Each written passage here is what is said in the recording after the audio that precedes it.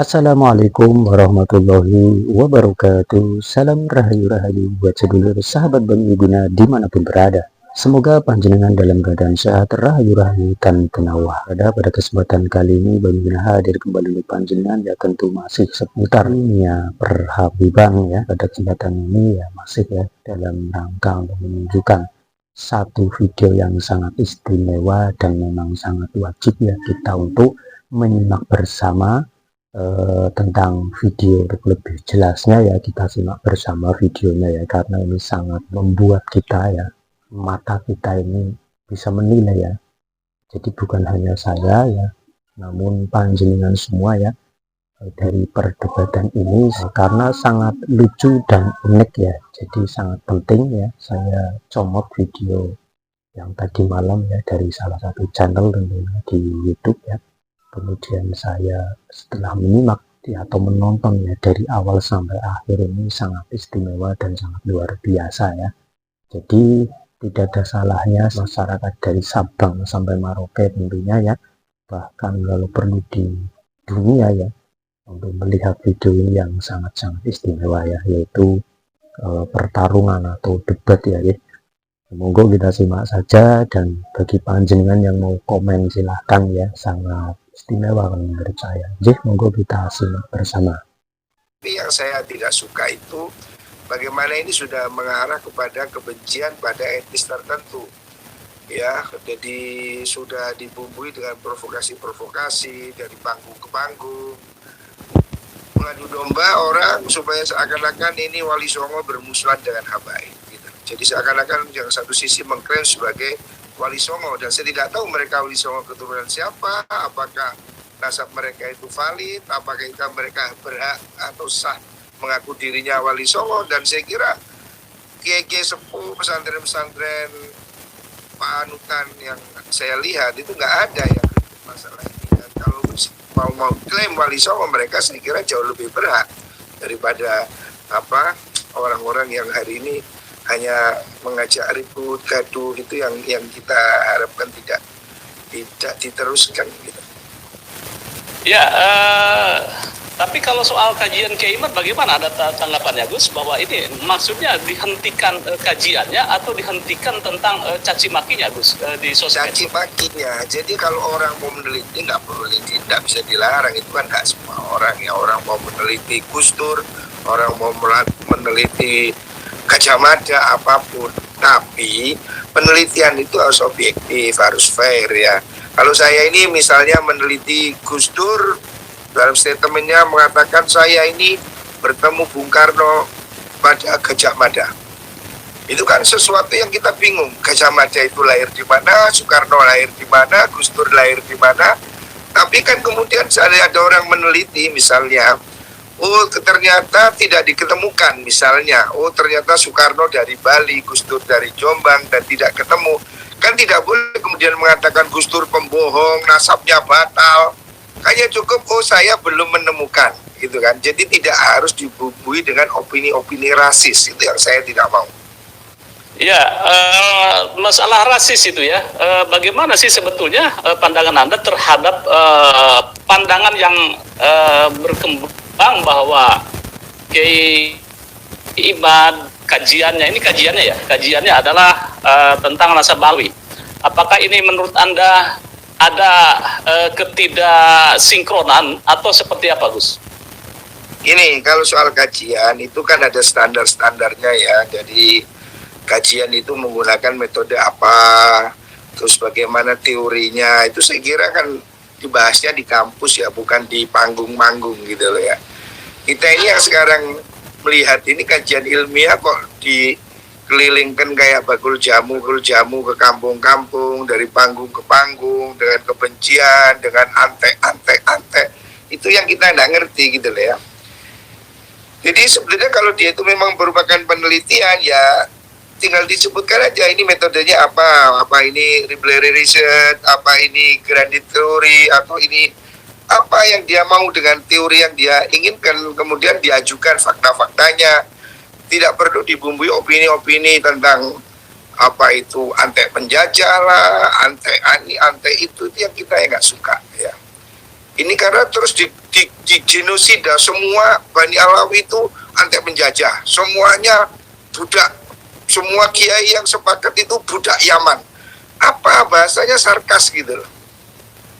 Sebenarnya kalau dia cuma mau meneliti dan menemukan kesimpulan bahwa penelitian saya itu tidak ketemu, tidak nyambung, silakan aja, itu kan menurut Anda, nggak ada masalah itu. Toh yang lain juga berpendapat lain juga jangan dilarang, artinya kita kan tidak bisa memaksakan. Saya mempunyai banyak kolega di seluruh dunia. Saya kebetulan mengikuti beberapa forum internasional. Itu beberapa kali saya tanya kepada orang-orang teman kita, kolega saya misalnya dari Mesir, dari Maroko, dari Bahrain, dari Irak, nggak ada orang yang ribet nasab Bani Alawi, ini nggak ada gitu. Jadi ini hanya kasus ini betul-betul lokal di Indonesia. Dan penelitian Pak Imad itu ya hanya Pak Imad saja. Artinya dia silakan aja mau berpendapat begitu, tapi saya bilang jangan bawa-bawa nama NU.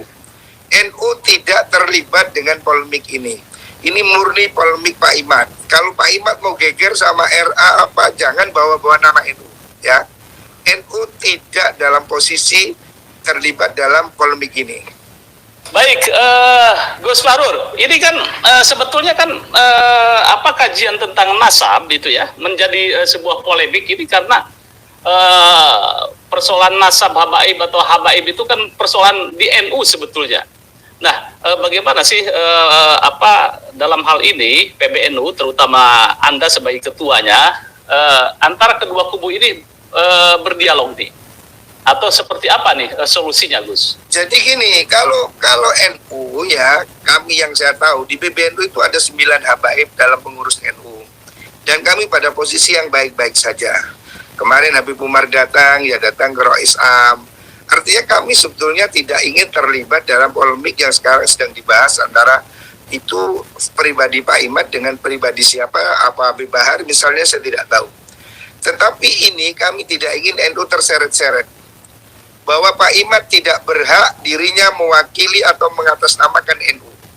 Karena PBNU tidak dalam posisi ikut dalam konflik itu.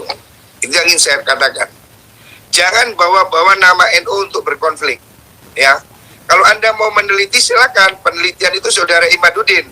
Dan itu juga termasuk yang saya kritik. Kenapa dia pakai situsnya RMI Banten, NU Banten. Itu juga tidak perlu. Ya, itu sudah saya katakan. Saya ketua PBNU bidang keagamaan yang membawai 6 lembaga, salah satunya RMI. Saya sudah menegur ketua RMI pusat agar jangan pakai situs RMI untuk berpolemik. Silakan Saudara Imad mau berpolemik dengan pesantrennya, dengan grupnya, apanya, webnya, tapi jangan bawa-bawa NU ke ranah konflik. Ya, saya tidak mau NU ini dibawa-bawa ke konflik yang tidak produktif. Ya, Gus, kan sebetulnya ini masalah kajian yang mencerdaskan itu ya, tentang kajian sebuah kitab itu kan ya. Ini bagaimana nih? Kan positifnya kan mengkaji turos-turos dan lain sebagainya itu, Gus. Ya, kajian itu boleh, Pak, tapi yang tidak boleh itu kan dijual-jual di kampung-kampung, kemudian dibumbui dengan berbagai macam bahasa-bahasa yang sangat-sangat tidak pantas ya. Kemudian menggeneralisir semua orang menjadi jelek itu loh. Saya melihat banyak sebetulnya habaib yang jadi jenderal, jadi polisi, jadi tentara, jadi pengusaha yang bekerja baik-baik. Tapi kan yang dikesankan itu yang dawir, yang merkosa, itu kan sudah nggak benar gitu loh. Nggak ada kaitannya dengan nasab gitu loh. Memalsu makam, emang siapa apa semua habib? Tunjuk aja siapa yang malsu, ya itu urus. Siapa yang merkosa itu tangkap. Jangan kemudian semua Habib itu seakan-akan semua Habib itu pemerkosa, semuanya pemalsu makam, semuanya anti penjajah. Ini apa? Mereka itu warga negara Indonesia. Mereka sudah jadi WNI, sudah hidup bersama kita. Kata-kata pribumi, non pribumi itu adalah kata pemecah belah. Ya, dulu orang etnis Cina itu sudah tidak boleh disebut non pri. Hari ini kenapa kita mau ngomong Habib sebagai imigran Yaman, budak Yaman? Apa-apaan itu, bahasa apa itu? Ya, saya pikir netizen pada Suara TV juga sepakat bahwa tidak boleh berbicara sara, kemudian mendiskreditkan, memecah belah bangsa. Tetapi mungkin kalau mengenai kajian kitab tentang nasab, ini kan masih boleh, Gus ya? Boleh. Masih diakomodir itu ya? Masih Iya, diakomodir. jadi kajian itu diuji di kampus, diuji di forum ilmu, ya, dengan adab, silahkan, ya. Dan ujung-ujungnya ya harus objektif. Oke, ini ketemu, ini tidak ketemu, nggak usah ditambahi dengan ante ini, ante itu. Apa-apaan itu kan sudah tidak objektif. Kalau soal nasab Syekh Abdul Qadir pun juga dipermasalahkan. Dulu sebelum orang mempermasalahkan Bani Alawi, nasab Syekh Abdul Qadir itu sudah dipermasalahkan. Tapi kan nggak ada geger Syekh Abdul Qadir. Ya sudah, yang setuju ya setuju, yang nggak setuju ya nggak setuju. Selesai, sebetulnya sederhana. Anda tidak percaya nasab Bani Alawi, ya sudah, nggak masalah. Saya juga nggak maksa. Itu juga bukan rukun Islam. Tapi yang saya lihat eksesnya apa? Pak Imad ini pidatonya di mana-mana itu haram cium Habib, haram apa-apaan itu, gitu loh. Itu yang sudah bukan ilmiah. Kalau cuma dia ilmiah itu ditulis, diajukan buktinya, oh itu tidak ada masalah. Tidak ada masalah. Yang kita tidak setuju itu ketika ini jadikan alat propaganda untuk membenci kelompok tertentu. Coba Anda lihat, Anda jujur sama saya satu grup. Lihat, gimana orang di grup itu. Semua Bani Alawi itu sudah menjadi sasaran genosida opini. Saya bilang ini sudah genosida. Semuanya itu antek penjajah, antek apa, antek ini. Saya melihat ini sudah, bayangkan orang-orang yang sudah berjasa, orang-orang yang sudah mati, masih dimaki-maki semua. Padahal kita ini kalau mau jujur, apa sih amal kita ini, apa sih kehebatan kita ini kok sedemikian gagah berani mencaci maki orang. Itu yang saya nggak mau.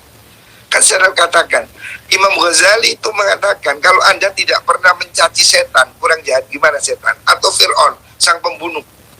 Anda seumur hidup tidak pernah mencaci Fir'aun, Tuhan tidak akan bertanya. Tidak ada perintah mencaci setan, tidak ada perintah mencaci Fir'aun. Anda tidak berdosa kalau Anda tidak mencaci maki Fir'aun. Tapi kalau Anda mencaci orang yang mungkin dia benar di depan Allah, Anda akan menghadapi pengadilannya. Maka saya ingin mengatakan, hentikan caci makinya. Kalau Anda itu di bahasan ilmiah, silakan ajukan argumentasinya dan tidak perlu dibuat alat propaganda. Ya, silakan Anda tunjukkan bukunya, Anda tunjukkan kitab, oh itu tidak ada masalah. Saya tidak menolak orang berpikir, itu hak semua orang. Anda kalau cuma mau berpikir bahwa penelitian saya adalah begini, Gus Dur bukan cucunya Gajah Mada, Gus Dur bukan cucunya Joko Tingkir, saya nggak marah, nggak ada masalah. Tapi kalau Anda bilang Gus Dur pembohong, itu soal lain, ya. Itu aja. Oke, baik Gus.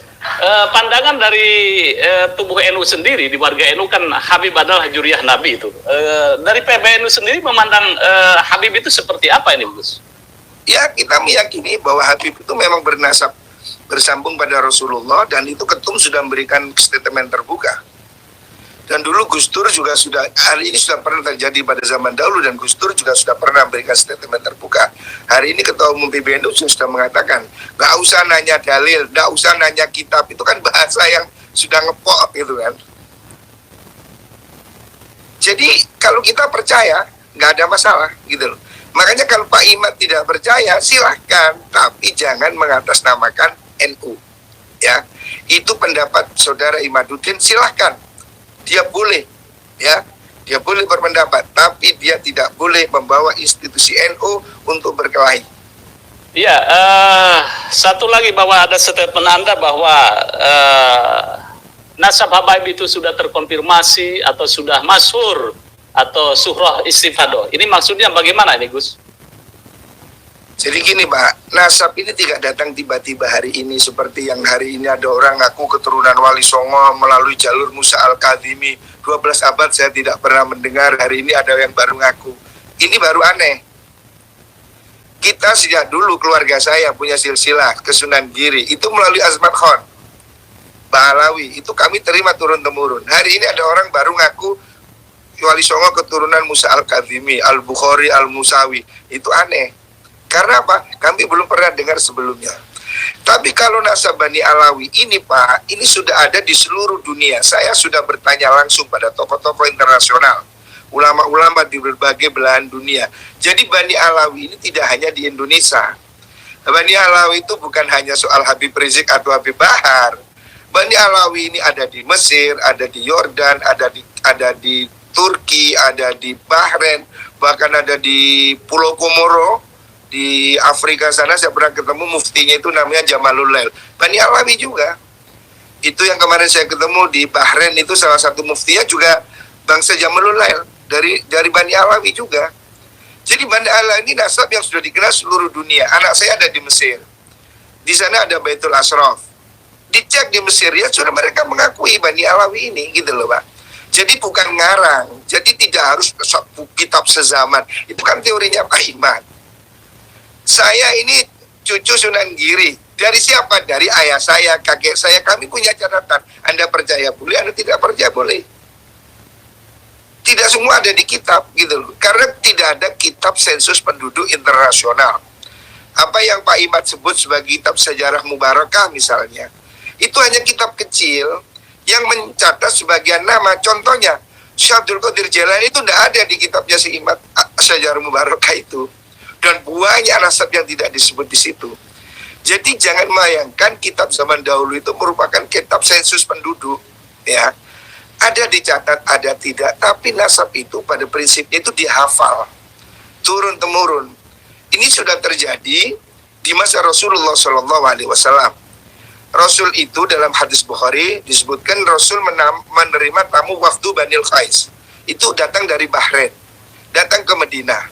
Nabi ditanya pada mereka, Manil kaum, Anda siapa? Mereka mengatakan Robi'ah, kami keturunan klan Robi'ah.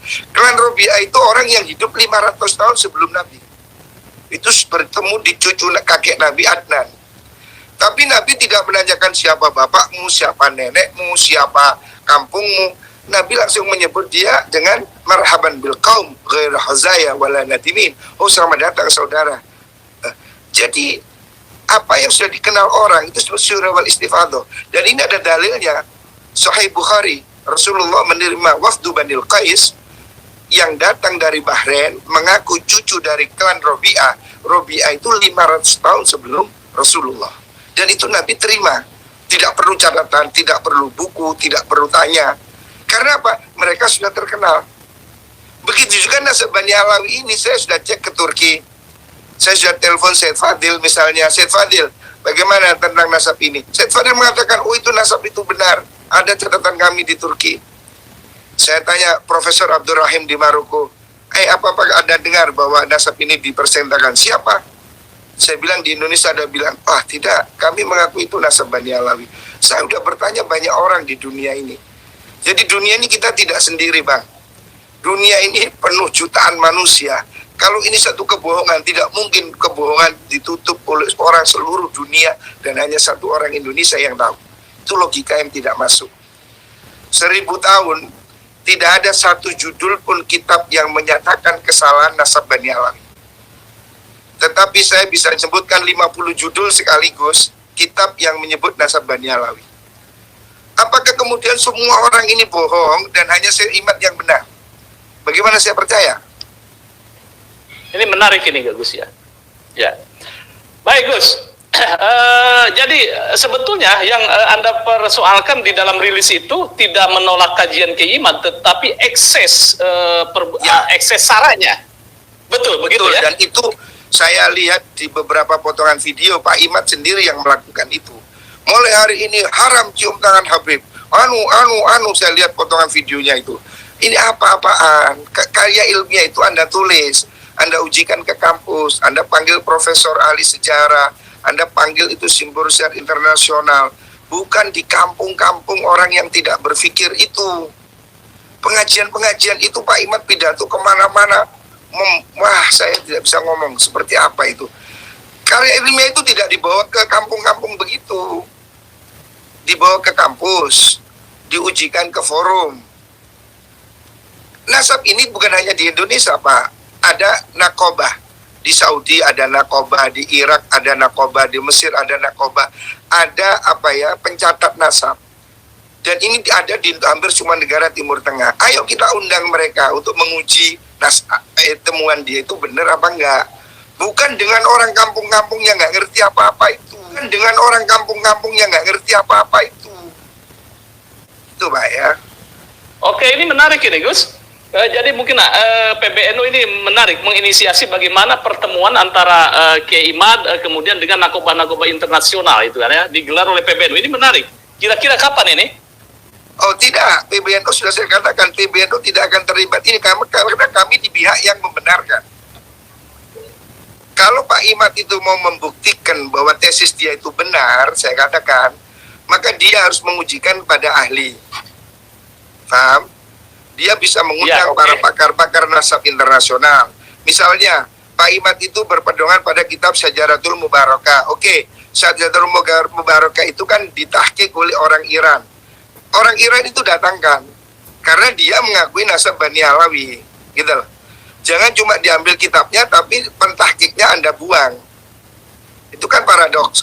Satu sisi saya lihat mengambil satu kitab Al-Ifadah misalnya, tapi dia tidak baca semua.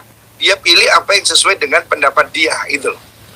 Ini yang menurut saya tidak fair. Kalau NU jangan diajak berkelahi soal nasab, karena kami tidak pada posisi seperti dia. Bahwa NU tidak mewakilkan pendapat ini pada Bapak Imad. Itu adalah murni pendapat dia, bukan pendapat PBNU. Menarik.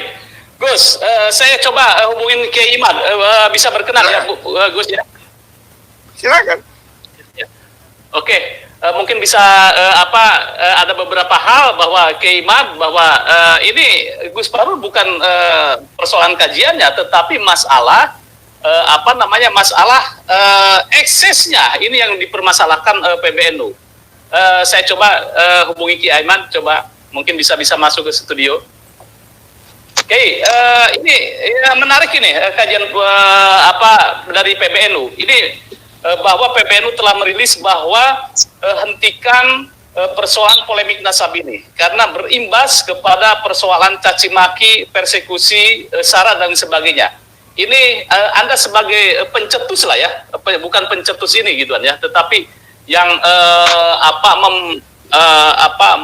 melakukan kajian tentang nasab sehingga berekses seperti itu. Silakan Kiai. Terima kasih. Assalamualaikum Pak Kiai Fahrur. Salam. Ya. Nah, Kang Mas Yusuf Mas, tadi saya mau masuk dari tadi belum bisa, baru sekarang bisa masuk. Tadi sebelum saya masuk itu saya mendengar bahwa Pak Imad ini jangan sampai membawa-bawa NU ya, karena tidak atas nama NU.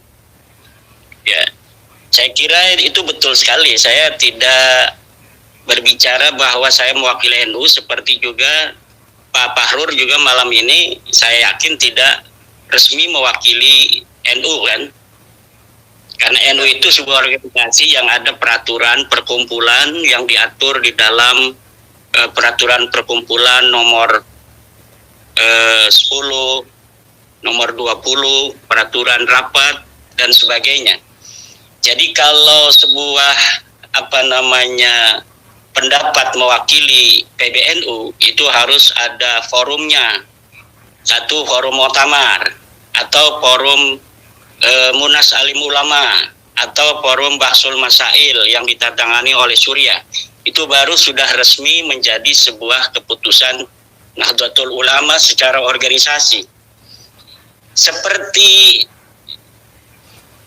tesis saya yang membatalkan nasab Ba'alawi itu tidaklah mewakili PBNU, sama juga narasi yang menyatakan bahwa Ba'alawi itu adalah sahih, itu tidak pernah ada dalam forum muktamar. Sejak 1926 sampai muktamar terakhir di Lampung, tidak ada satupun keputusan muktamar NU, keputusan Munas Alim Ulama NU dari 1926 sampai kemarin di Lampung yang menyatakan bahwa nasab dari Bani Alawi ini sahih.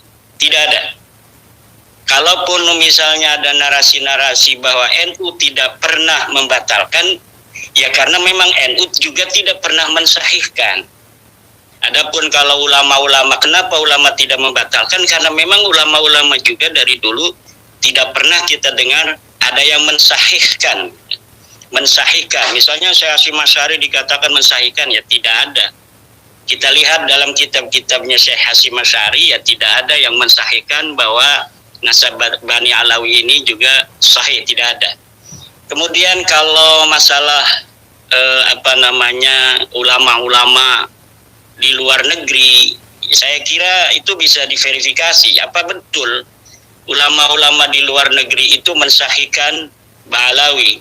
Sementara dari mulai abad ke-5, ke-6, ke-7, ke-8, ke-9 tidak ada ulama yang menyatakan, ulama nasab yang menyatakan bahwa Ba'alawi ini merupakan keturunan dari baginda Nabi besar Muhammad sallallahu alaihi wasallam. Itu tidak ada sama sekali. Pak Fahrur bisa cek itu di kitab-kitab nasab dari mulai abad ke-5 sampai abad ke-9. Disitulah titik kritis sebuah nasab itu sahih atau tidak di dalam rentang abad ke-5 sampai abad ke-9. Sementara pengakuan bahwa Ba'alawi ini merupakan keturunan dari baginda Nabi besar Muhammad SAW itu mulai ada sejak abad ke-9, yaitu dimulai dari Abu Bakar As-Sakran, Ali bin Abu Bakar As-Sakran. Beliau membuat sebuah kitab yang namanya Al-Burqatul Musyiqah. Dari mulai situlah kemudian Syuhratun Hadisatun ini mulai terjadi. Kalau dikatakan bahwa nasab Ba'alawi ini sekarang sudah syuhrah dan istifadah, syuhrah dan istifadahnya itu munqati'atun fil qarnit tasi'. Sebelum abad 9 itu tidak ada syuhrah. Tidak ada ulama-ulama yang menyatakan bahwa Ubaidillah ini adalah merupakan anak dari Muhammad bin Isa. Itu tidak ada. Jadi itu yang perlu digarisbawahi, dan saya tidak pernah menyatakan bahwa saya mewakili NU, walaupun saya adalah pengurus PWNU, pengurus LBM PBNU, tapi saya tidak pernah menyatakan bahwa pendapat ini adalah pendapat PBNU. Demikian. Oke, sudah. Ya. Jadi gini ya, silakan. Pak Imad, masalahnya itu sampean itu selalu pakai situsnya RMI NU. Itu yang sudah banyak keluhan masuk pada saya dari kalangan Suriah. Dan asal Anda tahu ya Pak, masalah ini sampai dibahas di rapat gabungan PBNU. Tapi saya tidak perlu bocorkan di sini ya, supaya Anda tahu bahwasanya ini sudah sampai dibahas dalam tingkat rangkat gabungan. Bahwa Anda betul-betul tidak disetujui mengadakan hal yang seperti ini. Dan ini saya kira tidak untuk konsumsi publik ya, karena suratnya belum dikeluarkan. Tapi saya ingin katakan bahwa di kalangan PBNU rapat harian sudah ada rapat gabungan dan sudah dibahas masalah ini. Tidak ada yang menyetujui pemikiran Anda. Ya, kalau itu sudah ada rapat, kan rapat itu ada risalah rapat ya, itu nanti kita bisa lihat di dalam risalah rapat. Anda bisa cek ini, ada yang ikut rapat. Kemudian, tapi ini belum waktunya saya keluarkan karena ini masih ada beberapa pertimbangan ya. Tapi yang jelas Anda jangan gunakan situs RMI untuk berpolemik. Kenapa Anda dikatakan menggunakan nama NU? Karena Anda selalu menguploadnya itu di RMI PBNU. Jangan membawa NU ke konflik ini ya. Bahwa Anda harus cukup pede dengan pesantren Anda. Jangan bawa simbol NU. Tapi kan Anda selalu pidato di mana-mana itu membawa NU, simbol-simbol NU. Ya ini yang tidak boleh Pak. Karena ini memancing keributan. Anda tahu di PBNU itu ada 9 orang pengurus yang habaib. Ya. Jadi ini supaya difahami. Kalau soal masalah Anda mengatakan kitab abad Sina, abad Sitri itu debatable Pak. Kita bisa berdebat. Dan kira ini terlalu panjang nanti kalau saya berdebat di sini.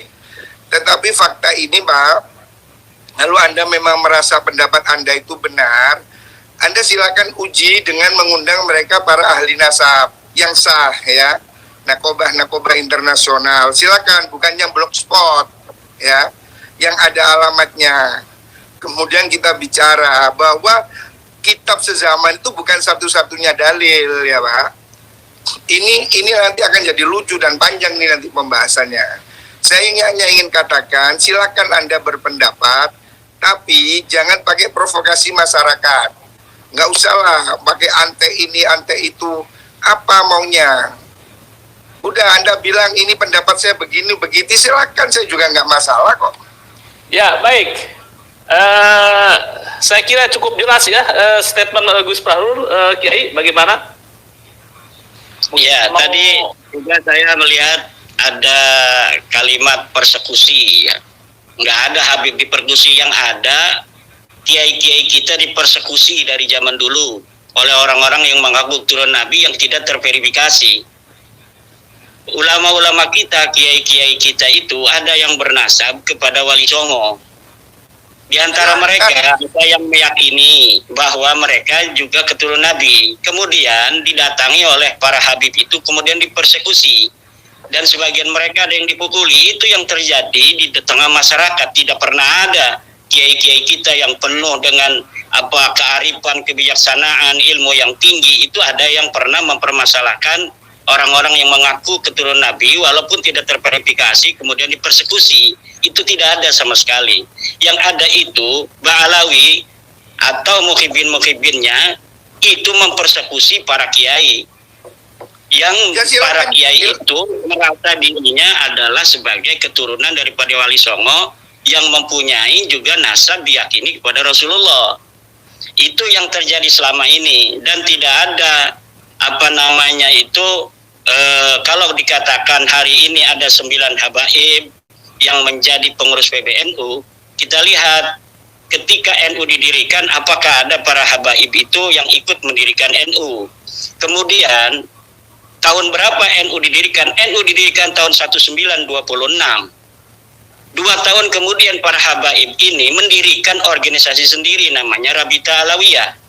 Kalaulah para habaib ini, para Ba'alawi merasa Nahdlatul Ulama ketika itu adalah merupakan bagian dari mereka juga secara teologi, secara kepercayaan, keagamaan dan sebagainya, maka cukuplah ketika itu mereka bergabung dengan Nahdlatul Ulama.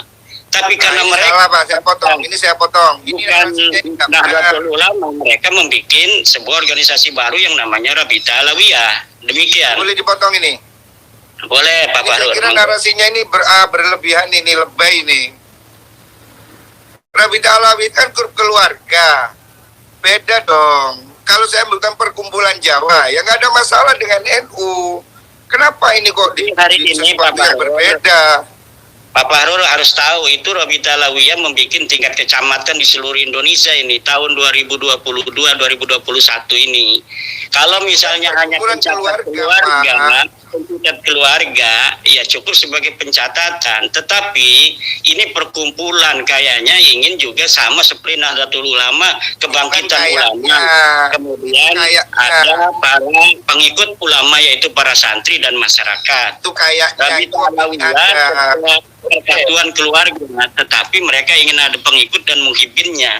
Ini saya kira perlu mendapat perhatian dari para petinggi PBNU semacam Pak Fahrul ini, melihat kenyataan yang ada di bawah, apa yang terjadi di tengah warga kita, warga Nahdlatul Ulama, terkait dengan irisan para habaib yang diagungkan oleh para kiai-kiai NU, tetapi kemudian mereka justru tidak menguatkan NU. Coba kita lihat di dalam YouTuber itu yang mengupload video-video narasi bagaimana seorang Habib ada yang mengharamkan anak-anak NU untuk masuk ke Banser. Orang-orang Jawa, anak-anaknya jangan sampai masuk ke Banser, jangan sampai masuk ke Ansor. Itu dilakukan oleh para habaib. Ada juga ini sudah melebar, Pak. Ini sudah melebar. Ini jadi verifikasi Pak Fahrul. Siapa yang berani untuk menghina Mas Ari? Tidak ada yang berani menghina Mas Ari di Indonesia ini kecuali dari Ba'alawi Faisal Assigaf. Bagaimana terakhir Twitter dia menghina ketum PBNU kita, Gus Yahya. Tidak ada yang lain yang berani seperti itu kecuali dari Ba'alawi. Ini juga harus menjadi perhatian Pak Fahrul dan para petinggi NU lainnya. Cukup. Gus, siapa yang berani? Yang berani menghina Gus Dur, menghina Teh Yeni. Itu hanya saya. Siap, baik. Mungkin Gus Bahrul, coba Rul. Kita ada tanggapan atau persoalannya dengan persoalan kajian nasab ini berekses terhadap ini aja rasisme. ya, intinya kalau ini kajian ilmiah, saya nggak ingin ini menjadi debat kusir ya. Ngomong nasab kemudian ke soal lain, ini untuk apa gitu loh. Ya Pak Bahrul tadi ngomong nasab. Saya berikan fakta-fakta yang ada di tengah masyarakat demikian. Iya sebenarnya. Jadi gini loh ya, kelakuan orang itu nggak bisa dihindari semua orang. Kalau ada orang Jawa itu ikut PKI, kan tidak semua orang Jawa itu PKI. Jadi saya ini tidak mau ini menjadi satu klan. Jadi ada orang melarang banser ya dia. Ada orang seperti Nur Sugi, kan dia tidak boleh mewakili orang Jawa. Ada orang NU seperti Kiai Benu yang kemarin telepon Tuhan. Apakah itu NU? Terus NU adalah menelpon Tuhan? Tidak bisa begitu Pak. Ya, jadi ini orang ke orang harus dibedakan. Kalau Anda mau concern pada kajian nasab, ya Anda berfokus pada kajian nasab. Kalau Anda mau mengatakan ini soal NU, ya orang bicara tentang NU dan Anda sebagai apa? Ini sekarang kita ini kan maunya diadu-adu NU supaya begini, itu sudah begitu. Kalau NU ini merasa ini meresahkan, Ketua Umum PBNU lebih ngerti apa yang harus dilakukan, gitu loh. Nggak harus kita provokasi orang-orang, kayaknya kita harus perang, bikin laskar, apa-apaan ini. Kalau Anda mau ngomong nasab aja, concern di situ. Bikin tulisan, bikin kajian yang tepat, landasan teori yang benar, kemudian lakukan studinya dengan triangle data, ada studi lapangannya, ada wawancaranya. Itu Anda benar sebagai peneliti. Dan nggak usah melebar kemana-mana. Dan itu sudah saya serahkan, saya kirimkan pertanyaannya kepada Rabita Alawiyah dan mereka tidak bisa menjawabnya.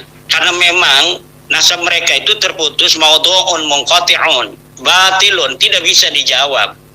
Dan kalau misalnya ada sebuah narasi dari Pak Bahrul di Tempo tadi saya baca, harus dihentikan ini pembahasan nasab. Yang harus dihentikan adalah pengakuan Ba'alawi sebagai turunan Nabi yang tidak terverifikasi, yang harus dihentikan.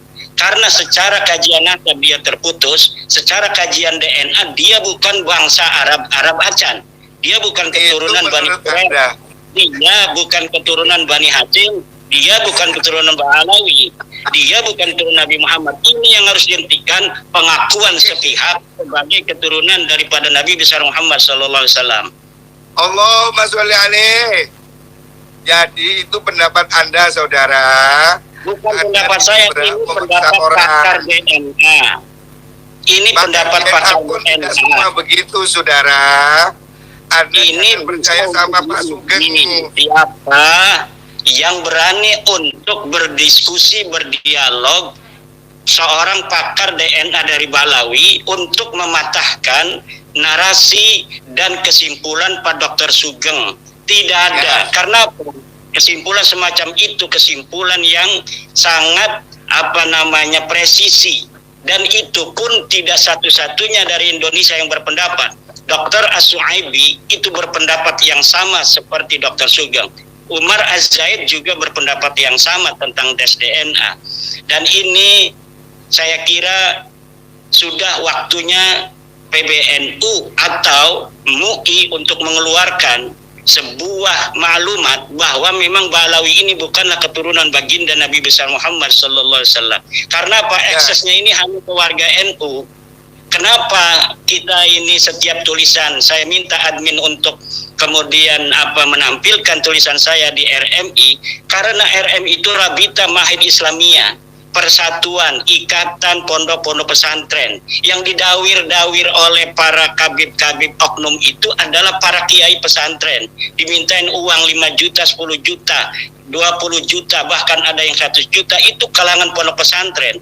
Jadi ada kaitan. Kenapa tulisan-tulisan saya tentang bahwa nasab Ba'alawi ini batal itu ditaruh di Rabita Mahid Islamiyah? Mereka para kiai-kiai berterima kasih. Semenjak isu nasab ini batalnya mereka itu diketahui publik, mereka tidak lagi datang para kiai untuk minta-minta uang. Itu diantaranya Pak Bahrul yang harus diketahui. Ya. Baik, Ya, baik. ya. Langsung mungkin Pak Farul bisa menanggapi bahwa tadi kan persoalan nasab itu itu kan. Silakan Agus. Ya, jadi gini, nasab terputus itu menurut Pak Imad, kan sudah saya katakan bahwa Anda harus menyediakan ruang untuk berbeda pendapat, ya. Anda boleh mengatakan begitu, saya juga nggak ngelarang. Tapi faktanya di dunia ini hanya Anda. Saya ini Pak sudah ikut beberapa forum internasional, saya sudah ketemu mereka. Dan mereka semua mengakui nasab itu. Orang yang saya temui Mereka ini apakah mereka punya otoritas di dalam masalah nasab? Ini yang harus kita jangan terlalu merasa rendah diri di hadapan bangsa-bangsa luar. Kalaulah harus seorang putra Indonesia yang menemukan batalnya nasab Alawi, kenapa kita harus merasa rendah diri sebagai bangsa Indonesia yang besar? Kenapa harus orang Arab saja yang mengetahui sesuatu tentang hukum-hukum agama? Yang jelas itu dalilnya yang perlu diuji. Saya sudah kirim surat pada Syekh Mahdi Rajai dari Iran. Katanya dia pakar nasab. Katanya dia memberikan surat pengesahan pada Balawi. Saya tantang Mahdi Rajai atau siapapun yang berpendapat yang sama dengan Mahdi Rajai bahwa nasab Balawi ini sahih. Saya tantang untuk berdiskusi dan membawa dalil-dalil kesahihan itu. Saya yakin mereka tidak akan bisa untuk membawakannya. Iya, cukup. Itu kan menurut Anda. Kasih kesempatan Gus Fahrur mungkin secara gamblang. Gus, silakan. Jadi gini loh Pak, kita ini bukan satu-satunya orang yang paling hebat di dunia Pak. Mohon maaf. Orang itu berilmu itu juga ada sanadnya, ada gurunya, ya. Saya itu nggak tahu Pak Imad itu belajar nasab di mana, kok tiba-tiba merasa dirinya ahli nasab.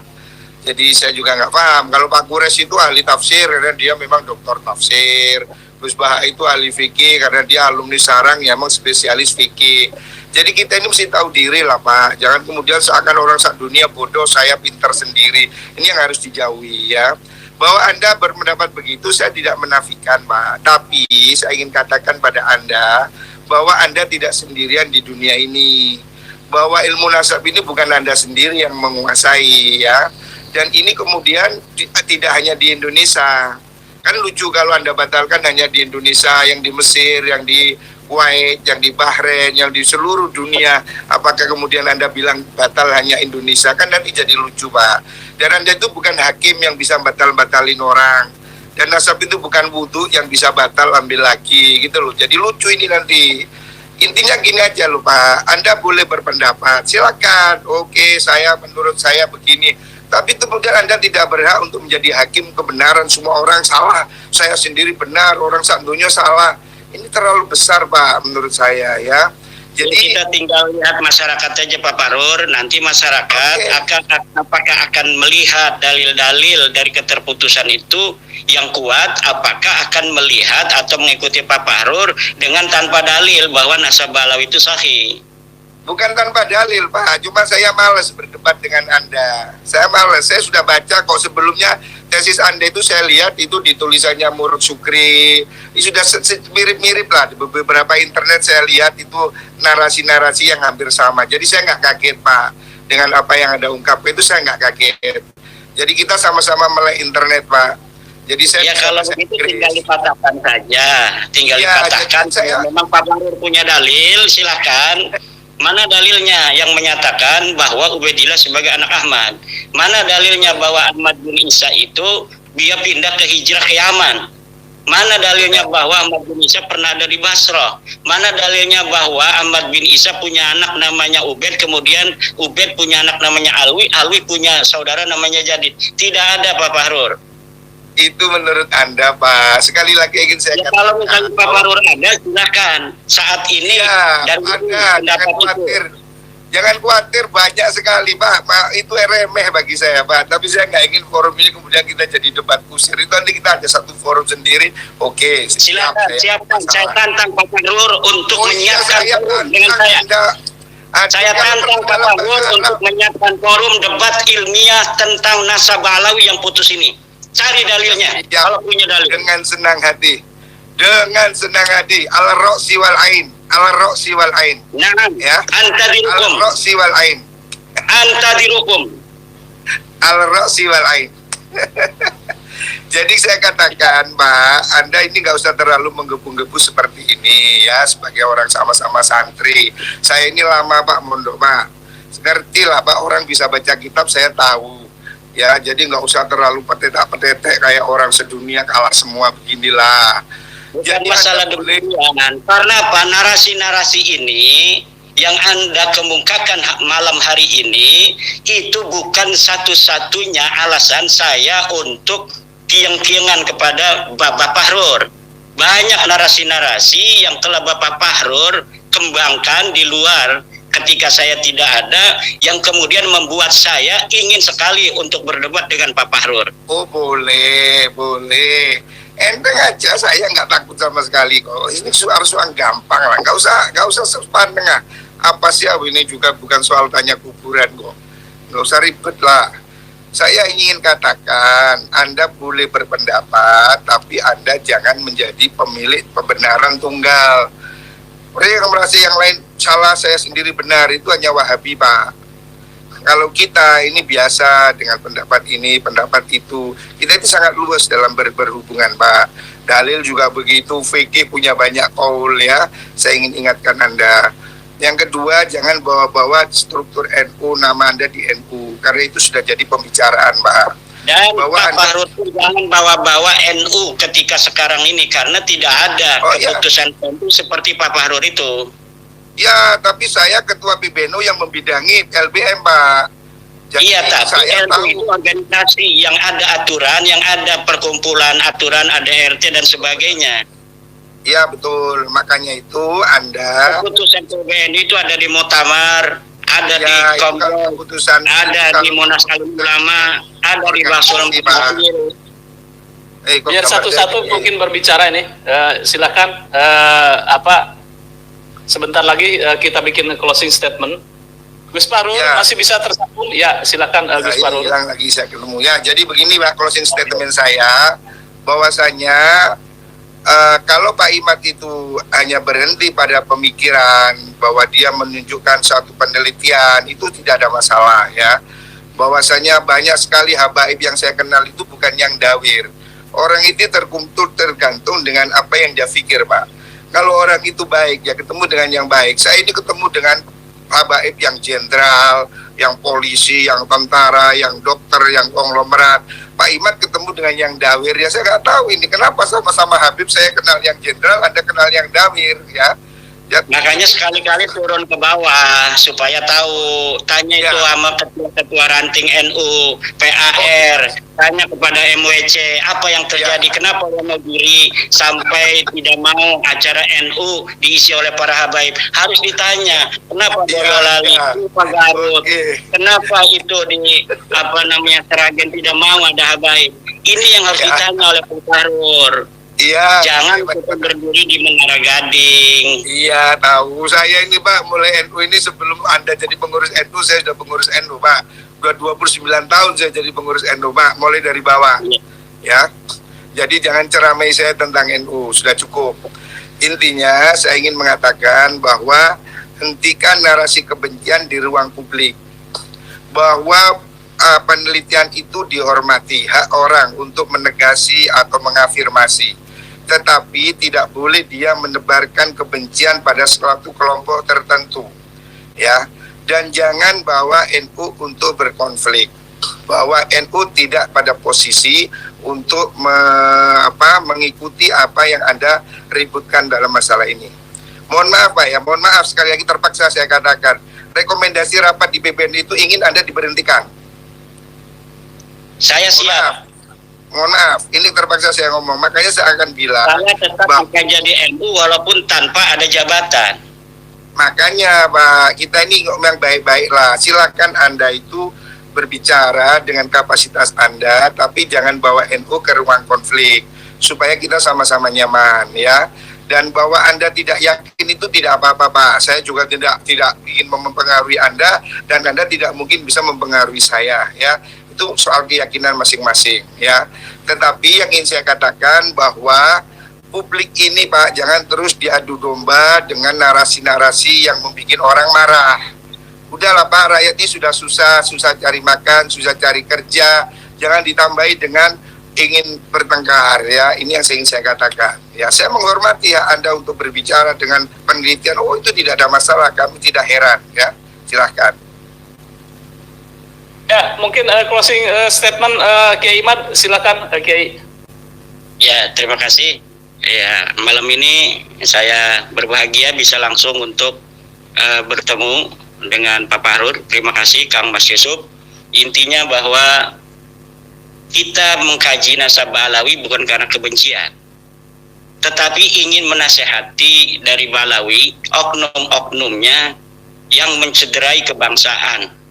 Bahkan Negara Kesatuan Republik Indonesia dibuat susah 2016, 2019 oleh narasi-narasi anti pemerintah yang dikembangkan oleh oknum-oknum Balawi. Kita ingin menasehati, kalaulah mereka berbuat demikian karena nasab mereka itu putus, nasab mereka itu batil, nasab mereka itu maudhu.